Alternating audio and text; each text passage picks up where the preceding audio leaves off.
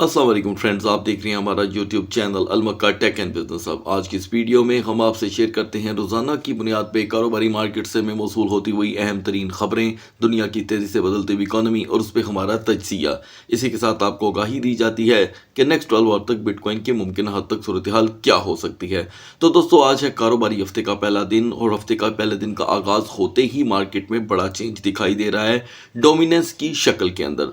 और अगर हम कैपिटलाइजेशन की बात करें तो वो जूं की तूं है, मतलब कि सरमायाकारी कम भी नहीं हुई और बीटीसी डाउन हुआ है। तो यानी कि यहाँ पर जो मेजर डाउनफॉल हमने देखा है वो जस्ट बीटीसी के प्राइस के अंदर देखा है। तो यहाँ पर बीटीसी अब अपनी सपोर्ट बचाने की तरफ लगा हुआ है, यानी कि 95,000 की स्ट्रोंगर सपोर्ट, जहाँ के हम एज पे आकर के खड़े हो गए हैं।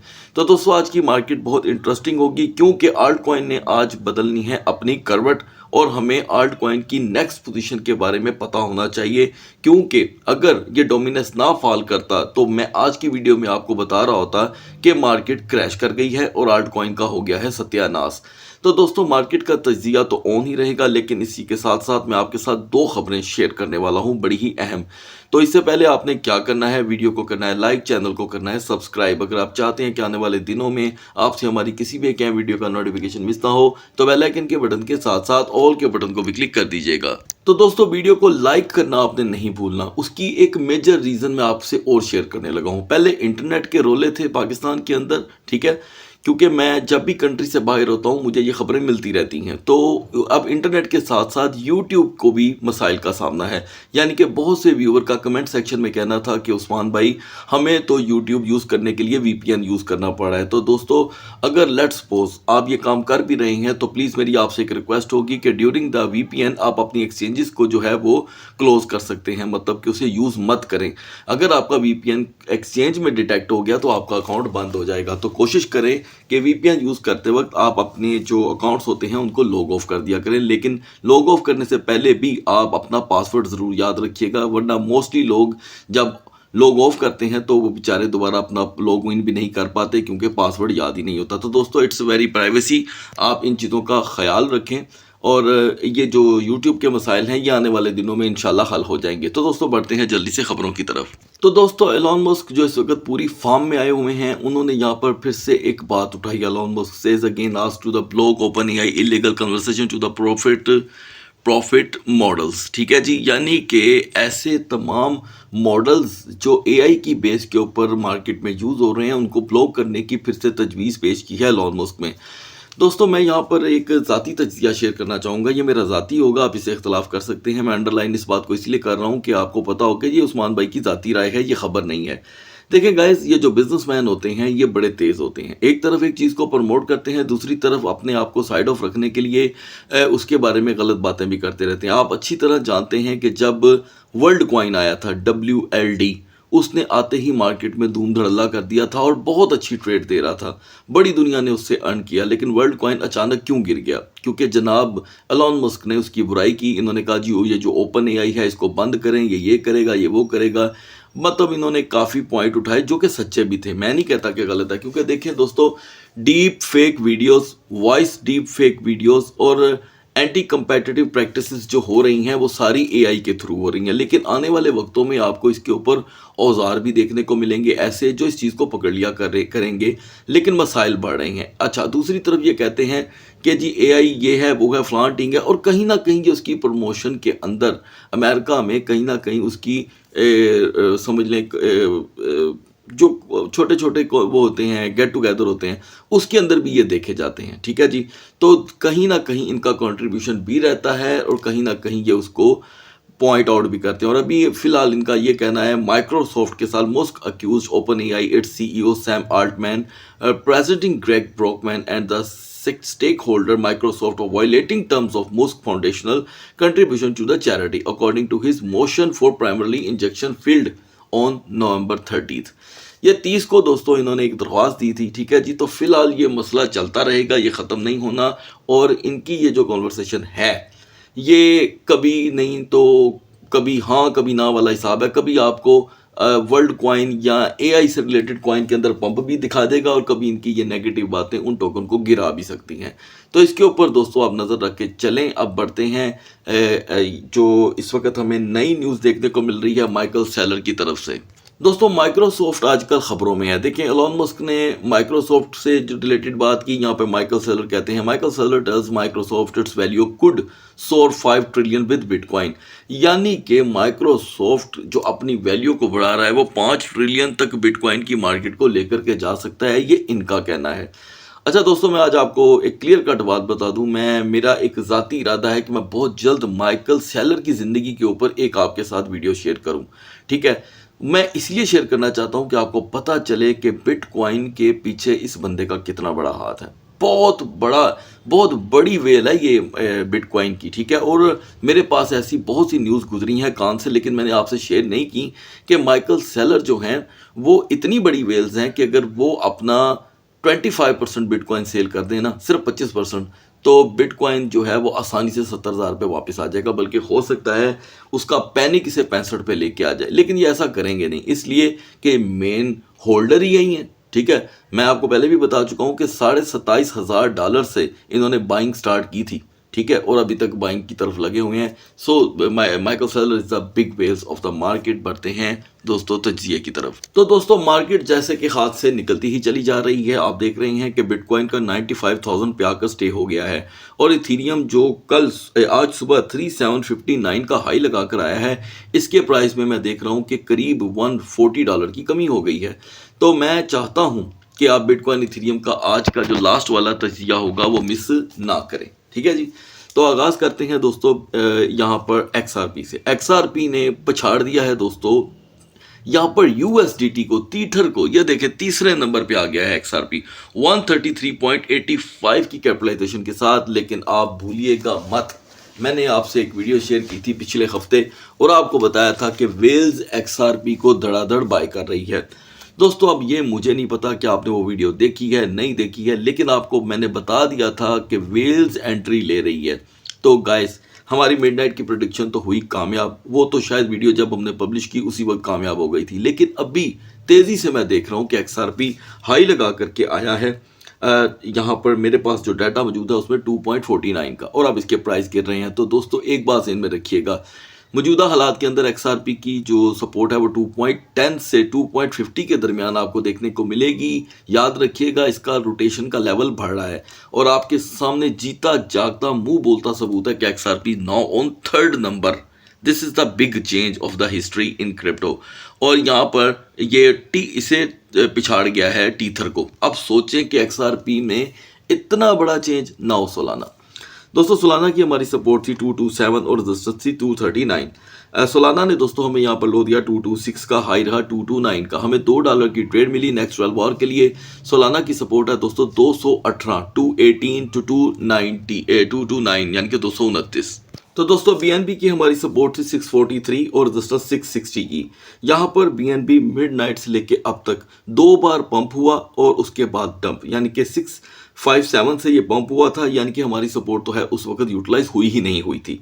666 का हाई लगाने के बाद BNB ने हमें लो दिया है 642 का, यानी कि हमारी सपोर्ट यूटिलाइज हो चुकी है। हम अभी से होल्ड करेंगे। अगर हम किसी घाटे में हैं भी तो इस वक्त $3 से $4 के घाटे में हैं। अच्छा, अब नेक्स्ट 12 आवर के लिए यहाँ पर BNB हमें जो नई सपोर्ट दिखा सकता है वो है दोस्तों 618, 618 टू 646। नाउ डोज का दोस्तों हमारा मिडनाइट का जो टारगेट था वो 100% कामयाब हुआ। हमारी एंट्री थी 0.4310 की और एग्जिट था 0.4340 का। ये बहुत ही एक नॉर्मल सा टारगेट था एंट्री का। तो आज के लिए दोस्तों डोज की जो मैं यहाँ पर सपोर्ट बनते देख रहा हूँ या पोजीशन बनते देख रहा हूँ वो है 0.4210 की।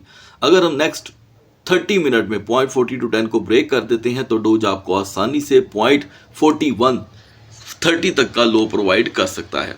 आगे बढ़ते हैं दोस्तों, यहाँ पर मैं आपको पॉइंट आउट करता चलूँ, ठीक है, कि जिन्होंने भी एवेक्स को हैवी लेवल पे बाई किया था, जो पिछले दिनों काफ़ी ज़्यादा तकलीफ में थे कि हमने 47 पे बाई किया है, वो भी चाहे तो एवेक्स से निकल सकते हैं, क्योंकि एवेक्स में थोड़ी सी आएगी लिक्विडेशन। उसके बाद दोस्तों ये $50 को क्रॉस करने की सलाहियत दोबारा से पैदा करेगा अपने अंदर। नाउ पोल्का डॉट दोस्तों $9 पोल्का डॉट की आपको सपोर्ट बताई गई थी, ठीक है। आपको बताया गया था कि ये टूटता है तो आपको 20 सेंट का लो देखने को मिलेगा, ऐसा ही हुआ। पोल्का डॉट ने हमें यहाँ पर लो दिया 8.91 का 8.88 का, ये 12 सेंट का लो था। उसके बाद पोल्का डॉट हाथ में नहीं आया दोस्तों। 9.50 का हमने हाई देखा। स्टिल पोल्का डॉट की सपोर्ट है 8.70 और रेजिस्टेंस 9.10 तक आपको देखने को मिल सकती है, क्योंकि काफ़ी ज़्यादा हैवीली वोलेटाइल हो रहा है। सुई की हमारी फ्रेश सपोर्ट थी गाइस 3.30। अभी हमने सुई को जस्ट बाय किया है, हम इसे करेंगे होल्ड। ज़हन में रखिएगा कि होल्ड में कोई प्रॉब्लम नहीं है, स्ट्रोंगर टोकन है सुई। This is the first holding. Now near की दोस्तों हमारी यहाँ पर सपोर्ट थी 6.80। हमने नियर को जस्ट यूटिलाइज किया है और अभी तक हम इसमें से एग्जिट नहीं ले सके। ये दूसरा टोकन है आज का। लेट्स सपोज अगर हमें यहाँ पर कोई नई एंट्री बनानी पड़ती है नियर में तो वो $6 की होगी। ये मैं आपको पहला टोकन है जिसकी एडवांस पोजीशन बता रहा हूँ। यूनिस्वैप $13 को कंप्लीट नहीं करता, यानी कि इसकी रेजिस्टेंस को, तो 20 सेंट का हमें लो देखने को मिलेगा, ऐसा ही हुआ। यूनिस्वैप ने दोस्तों हमें लो दिया है 12.57 का। कुल मिलाकर $13 की रेजिस्टेंस को ये कैरी कर ही नहीं सका। अच्छा, अब एक चीज आपने ज़हन में रखिएगा प्लीज, आपने ये तमाम एक्यूरेसी फिलहाल अभी तक जितनी बताई है आपने बिटगेट एक्सचेंज पे जाकर के इसकी एक्यूरेसी चेक कर लेनी है। अब आते हैं दोस्तों एपीटी पे। 13.47 पे हम मिडनाइट में थे और हमने इसकी कोई पोजीशन शेयर नहीं की थी। आज के लिए एपीटी की सपोर्ट है 12.50 और रेजिस्टेंस 12.95। इसी के दरमियान हम इसकी ट्रेड देखेंगे। नाउ गाइस, टाउ के लिए हमारे टाउ यहाँ पर दोस्तों एक बड़ा पंप लगाकर गिर रहा है, यानी कि 643 और मुसलसल गिर रहा है। नेक्स्ट 45 मिनट तक अगर टाउ $600 की सपोर्ट को ब्रेक कर देता है तो हम 590 का लो देखेंगे, ठीक है। 590 से 605 के दरमियान रोटेशन। नाउ रेंडर दोस्तों हमारी रात की सपोर्ट थी 8.50। रेंडर ने हमें इजीली 8.25 का लो दिया और अभी तक हम इस ट्रेड के अंदर हैं। यानी कि ये मैं नहीं जानता कि आपने 8.50 को यूटिलाइज किया है या 8.25 को, लिहाजा हमारा ये तीसरा टारगेट जिसे हम ऑन करेंगे। लेट्स सपोज हमें यहाँ पर 8.70 का हाई मिलता है तो हम इसमें से फौरी कर देंगे एग्जिट। इस मार्केट में दोस्तों आर्बिट्रम ने सब लोगों के बल्ले बल्ले करवा दिए। अच्छा जी, और यहाँ पर आर्बिट्रम तकरीबन आज सुबह 0.9970 का बड़ा हाई लगाने के बाद मुसलसल टूट रहा है और रुक नहीं रहा। तो इसका मतलब ये नहीं है कि ये रिवर्सल नहीं होगा। यहाँ पर आर्बिट्रम को आप फ्यूचर ट्रेड में यूटिलाइज कर सकते हैं। कैसे, मैं बता देता हूँ। नेक्स्ट 45 मिनट तक अगर आर्बिट्रम 0.9300 को ब्रेक कर देता है तो ये आपको आसानी से 0.9210 का लो प्रोवाइड करेगा क्विक सेशन के अंदर। ये वो ट्रेड होगी जिसे आपको इन रहकर यूटिलाइज करना होगा। ऐसा नहीं होगा कि आप ट्रेड लगाकर छोड़ दें। नाउ टिया टोकन में बहुत से दोस्त अपनी अपनी ट्रेड क्लोज कर चुके हैं। अब टिया का गिरने का सेशन है, तो दोस्तों मैं समझता हूँ टिया की सपोर्ट रहेगी 7.35। चौथा टोकन दोस्तों जो हमारा आज होल्ड हुआ है और थोड़े से ज्यादा लॉस के अंदर है, बाकी कोई लॉस के अंदर नहीं है, वो है दोस्तों डॉग विद हेड। 3.25 पे हमें इसने बाय किया था, ठीक है दोस्तों, और इस वक्त ये 3.10 का लो लगा चुका है और मजीद अगर लो लगाता है तो इसकी पोजीशन है 2.95 की। लेकिन मैं नहीं समझता कि वहाँ पर कोई किसी किस्म की भी कोई बाइंग बनती है। बहुत से व्यूवर का सवाल था कि उस्मान भाई हम इथीना में एंट्री लेना चाहते हैं। दोस्तों मैं आपको 50 बार बता चुका हूँ ये एक्सट्रीमली रिस्की टोकन है। मैं मानता हूँ कि इसने बहुत रिकवर किया है अपने आप को, लेकिन अगर आप यहाँ पर इसकी कोई बाइंग करते भी हैं तो मुझे ऐसे लगता है कि 0.70 एक अच्छा लेवल होगा, उससे पहले हम इसे यूटिलाइज नहीं करेंगे। नाउ बीजीपी दोस्तों, बीजीपी की हमारी सपोर्ट अब मैं नहीं आपसे शेयर करने जा रहा हूँ क्योंकि मैंने 2 सेशन से बीजीपी को इग्नोर करके रखा हुआ था। तो यहाँ पर इसकी सपोर्ट है 1.55 से 1.65 स्ट्रॉन्गर बिहेवियर के साथ। कोर टोकन की हमारी सपोर्ट थी गाइज 1.70 1.70। आपको बताया गया था कि अगर ये 45 मिनट तक कंटिन्यू नहीं करता, अपनी पोजीशन को 2 सेंट भी गिर जाता है तो ये मजीद टूटेगा। और दोस्तों कोर टूट गया और कोर ने हमें टोटल लो प्रोवाइड कर दिया है यहाँ पर 1.46 का। हमने इसमें एक अच्छी ट्रेड जनरेट की है। अब नेक्स्ट 12 आवर के लिए कोर नेक्स्ट 45 मिनट में 1.50 में दोस्तों दाखिल हो जाता है तो ये आपको आसानी से दोबारा 1.58 तक का हाई दे सकता है। ऐसा नहीं होता तो कोर मजीद 10 से 15 सेंट लो कर देगा। इसको भी आप मार्केट के तजिए के मुताबिक यूटिलाइज कर सकते हैं। बढ़ते हैं बीटीसी और इथेरियम के कैंडल चार्ट की तरफ। So guys, now we are on the chart of BTC. Midnight में हम 97,319 पे थे। आपको बताया गया था कि हमें 97,690 की रेजिस्टेंस चाहिए जो नहीं मिली। मार्केट सिर्फ एक बार 98,000 तक गई और फौरन क्रैश कर गई। अब सुबह से लेके अब तक मार्केट जो है दोस्तों कुल मिलाकर $3,000 गिर गई है। आपका सवाल होगा कि ये क्या हो रहा है, ये क्यों हो रहा है? तो दोस्तों मिडनाइट में मैंने आपको ऑलरेडी बता दिया था कि कल पीर का दिन है, यानी कि कारोबारी हफ्ते का पहला दिन, तो CME गैप फिल होगा। जो ट्रेड हुई है उसकी यहाँ पे पोजीशन होगी। तो दोस्तों आपके सामने 95,000 टूट गया है, यहाँ पर एक बिग बिरिश मारूबुजू बनी है। तो गाइज ये एक प्रॉब्लम है मार्केट के लिए। पिछले 12 घंटों से मार्केट टूट ही रही थी। यहाँ पर BTC मजीद यहाँ पर खड़ा रह जाता है 94,600 पे, तो हमें मे भी 1500 तक का लो मजीद देखने को मिल जाए। तो 95,000 की ये सपोर्ट जितनी जल्दी रिकवर हो जाए अच्छा है, नहीं तो 1500 2000 का लो एक नॉर्मल सी बात हो जाएगी। अब आते हैं दोस्तों रिकवरी पे। रिकवरी के लिए हमें रेजिस्टेंस चाहिए 95,800 की, 95,800। ये हमें रेजिस्टेंस मिल जाती है तो मार्केट जो है BTC की यहाँ पर रुक जाएगी। हेल्पफुल टोकन है हमारे लिए यूनिस्वैप, नियर और पोलकाडोट। पढ़ते हैं एथेरियम के कैंडल चार्ट की तरफ। So guys now we are on the chart of Ethereum. Ethereum से हम अपनी ट्रेड दोस्तों निकाल चुके हैं, क्योंकि आपको बताया गया था कि हमें 3735 पे रेजिस्टेंस चाहिए। 3735 पे हमें रेजिस्टेंस मिली, मार्केट ने हाई दिया 3759 का, और तब से लेकर अब तक मार्केट टूट रही है दोस्तों। हमने टोटल लो देख लिया है $160 का। So guys it's opportunity. मैं ये नहीं कहूँगा कि ये अपॉर्चुनिटी नहीं है, और यहाँ पर आप सिर्फ और सिर्फ एक काम कर सकते हैं, DCA मतलब कि डॉलर कॉस्ट एवरेज के साथ आप यहाँ पे बाइंग कर सकते हैं। एक बिग बिरिश मारूबुजू कैंडल बनी है, ये कभी भी ब्लीड डाउन कर जाती है तो आपको मजीद जो इसका मुझे गुस्सा दिखाई दे रहा है इस कैंडल का, ये अगर 3500 को ब्रेक कर जाती है तो मजीद लो एक्सपेक्ट किया जा सकता है। एनीवे 3600 पे 45 मिनट तक अगर मार्केट यहाँ पे खड़ी रह गई तो ये ब्रेक कर जाएगी। नॉर्मल सी बात होगी 30, 35, 70 का लो आना। और अगर हम रिकवरी की बात करें तो रिकवरी पे सबसे पहले हमें 3675 की रेजिस्टेंस ही इसका गुस्सा ठंडा कर सकती है, वरना नहीं। हेल्पफुल टोकन है हमारे लिए यहाँ पर कोर, ओंडू और इसी के साथ गाइस ETC। BGP को अभी हम इससे दूर रखेंगे। सो गाइस अगली वीडियो तक अल्लाह हाफिज।